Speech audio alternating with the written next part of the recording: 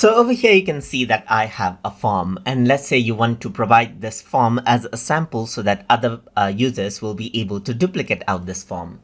In that case, you can generate a link so that the other users can simply duplicate this form. So to do that, you need to go around over here on the three dot button and then click on duplicate. Once you do that, over here you can see get a link to duplicate is an option, and once you click on it, a link is generated that you can copy and send out to other people. I'm just going to go around and open up a new tab right here and then just access that form, and let's see what we see right here.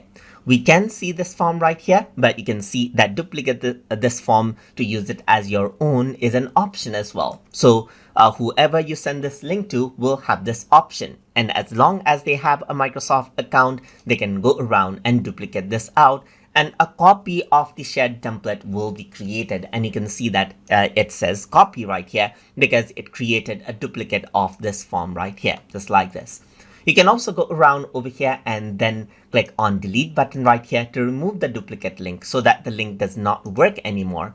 So if I were to go around and then let's say, for example, access out the form once more, just like this, it says sorry, something went wrong. That is because the duplication link has been disabled, but you can enable it once again if you need it. And that is how you can get a link to duplicate from Microsoft Forms so that the other users can duplicate the forms and use it as their own. So hope you guys learned something as always. And as always, please like, comment, share, and subscribe.